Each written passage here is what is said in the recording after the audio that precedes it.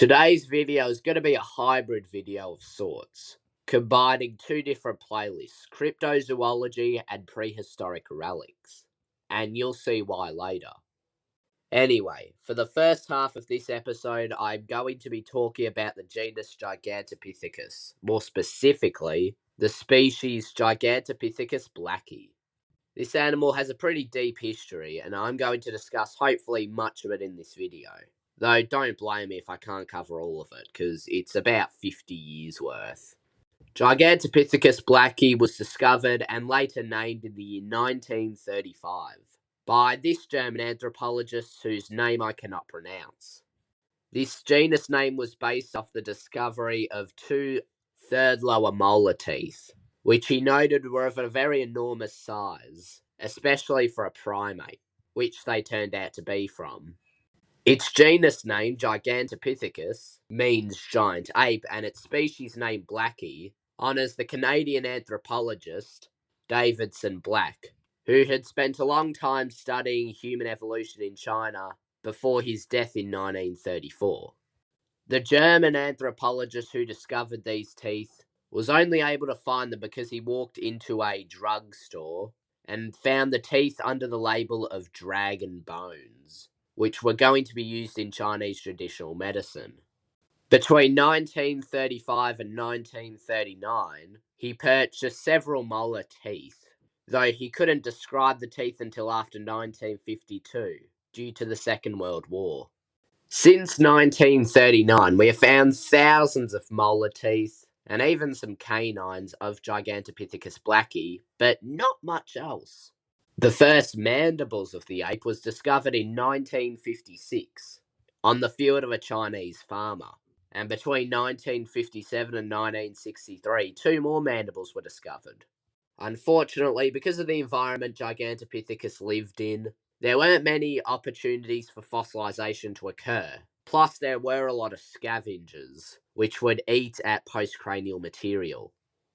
Even in the situation where we don't have a lot of postcranial material, we still have a pretty good idea of the range of this animal, given the more than 1,000 teeth discovered. The species has been found in around 16 sites across southern China, and a couple areas outside of China, such as Vietnam and central Java in Indonesia. In 1935, the discoverer of Gigantopithecus thought this animal was closely related to early hominins like humans, though more closely with hominins like Australopithecus and Silvalopithecus. In 1946, it was believed that this animal was actually the direct ancestor of modern humans, though these claims are very unlikely, given the differences in anatomy. Gigantopithecus is now recognized as a member of the subfamily Ponginae, which also contains orangutans. Though the two are pretty closely related, they probably were not that similar in terms of physical appearance, for reasons I'm just about to get into. One pretty inconsistent trait of Gigantopithecus is the size of the animal, which in 1957 was calculated to be around 3.7 metres or 12 feet tall when standing up.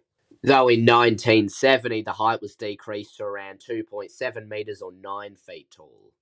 A 2017 study found that the weight of the animal is likely between 200 and 300 kilograms or 440 to 660 pounds, with a height of around just over 2 metres or 7 feet tall.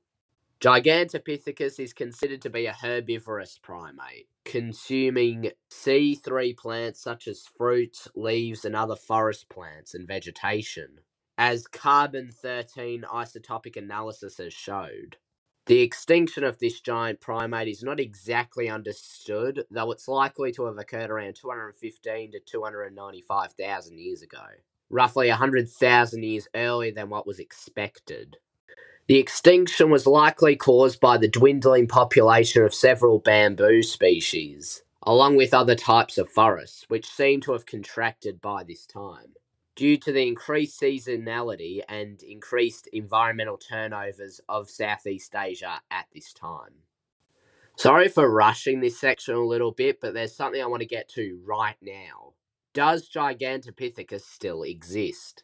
You might have heard that Gigantopithecus is the very possible ancestor of what we know as Bigfoot and the Yeti. But does that theory hold any weight?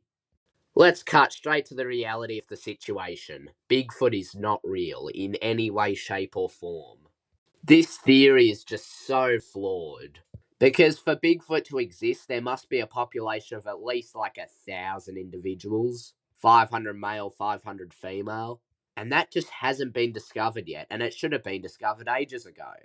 Like, seriously, it's 2024. Most primates discovered in the 2020s seem to be very small and from very select regions on Earth, like Southeast Asia, the Amazon, and the Congo rainforest.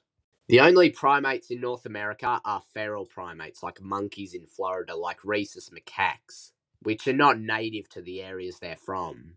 There are literally thousands of Bigfoot reports every single year, but unfortunately, as I've explained in other videos about cryptids, eyewitness accounts are not very reliable at all as evidence, as they can easily just be hearsay and just very easily fabricated.